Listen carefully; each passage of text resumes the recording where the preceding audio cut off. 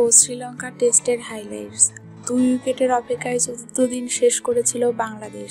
8 উইকেটে 268 রান নিয়ে শ্রীলঙ্কা এগিয়ে 139 রানে। দিলরুয়ান পেরেরা অপরাজিত আছেন 126 বলে 26 রান করে। তার সঙ্গে আছেন সুরাঙ্গা লাকমাল, তিনি অপরাজিত 17 বলে 16 রান করে। বাংলাদেশের বোলারদের বোলিং পরিসংখ্যান: মোস্তাফিজ 3 উইকেটে 52 রান, সাকিব 3 উইকেটে 61 রান, মিরাজ 1 উইকেট নিয়ে 67 রান, তাইজুল 1 উইকেটে 61, 31, সুভাশিস 0 উইকেটে 36, মোসাদ্দেক 0 উইকেটে 10 রান। নবম উইকেট জুটি দুশ্চিন্তার কারণ হয়ে উঠেছে বাংলাদেশের জন্য। এই জুটিতে ইতিমধ্যে যোগ করেছে 62 রান। পেরেরা ম্যারাথন ইনিংস খেলেছেন 147 বলে 40 রান করে।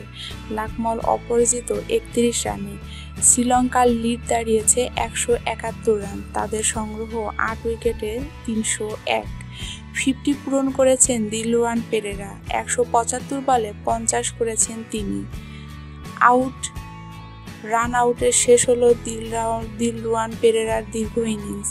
মিরাজের বলে লেগের দিকে ঘুরেছিলেন, রান হওয়ার কথা ছিল না। সুভাশিস মিসফিল্ড করায় রানের জন্য দৌড়ান তিনি। সুভাশিস নিজের ভুল সামলে বলটি ধরে ছুড়ে দেন নন স্ট্রাইকিং প্রান্তে। মিরাজ ভেঙে দেন স্ট্যাম্প। আউট।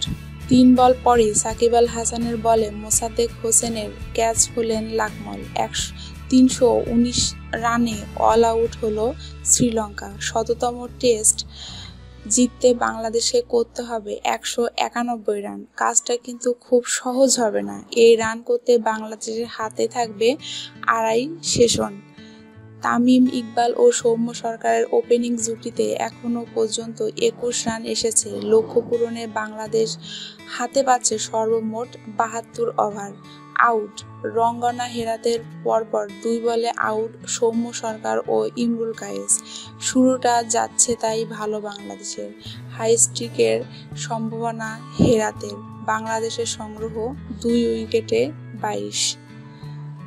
সাব্বির রহমানের সঙ্গে 16 রান যোগ করেছেন তামিম অপরাজিত আছেন 22 রানে। সাব্বিরের রান 6।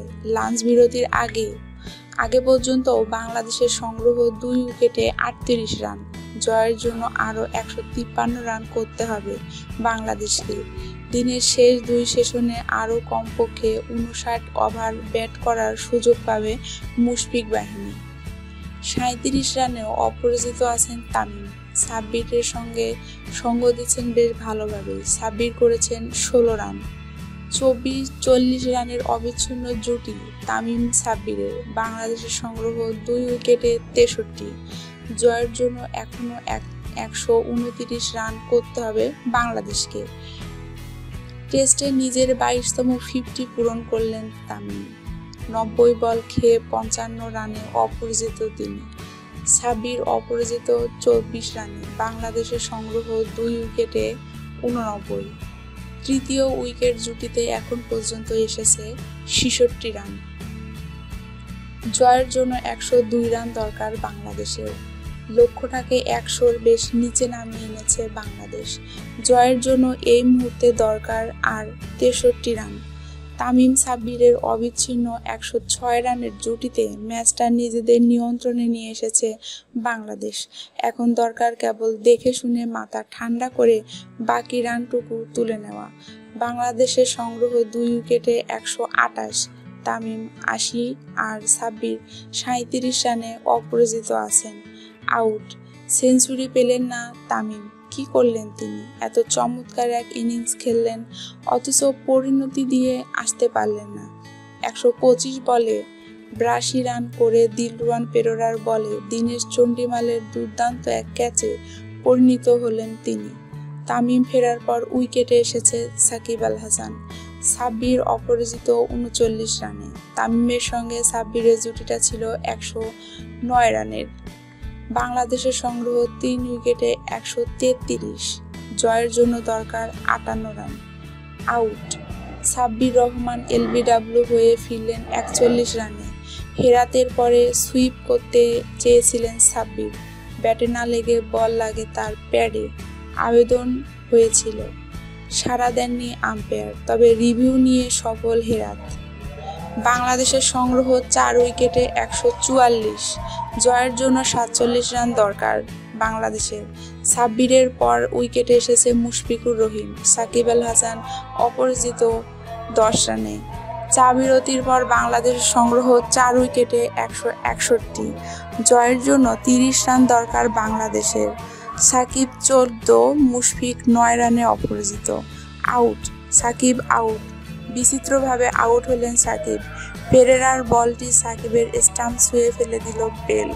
সাকিবের পর উইকেটে এসেছে মোসাদ্দেক, জয়ের জন্য 27 রান দরকার বাংলাদেশের। হাতে আছে 5 উইকেট। মুশফিক মোসাদ্দেক কি করতে পারবে ম্যাচটি শেষ? অসাধারণ জয় বাংলাদেশের। কলম্বোর ঐতিহাসিক পিসারা ওভালে ঐতিহাসিক এক জয় বাংলাদেশের। বিদেশের মাটিতে এটি বাংলাদেশের চতুর্থ জয়। শ্রীলঙ্কার বিপক্ষে প্রথম 4 উইকেটের জয় বাংলা সিরিজে সমতা আনল বাংলাদেশ। বাংলাদেশকে জয়ের বন্দরে নিয়ে গেলেন অধিনায়ক মুশফিকুর রহিম 22 রানের দায়িত্বশীল এক ইনিংসে। মোসাদ্দেক দারুণ সঙ্গ দিয়েছেন অধিনায়ককে, তার রান 13, তিনি অবশ্য শেষ করে আসতে পারেননি। আমাদের পেজটিকে ভালো লাগলে অবশ্যই লাইক, কমেন্ট, শেয়ার এবং সাবস্ক্রাইব করতে ভুলবেন না। ধন্যবাদ সবাইকে।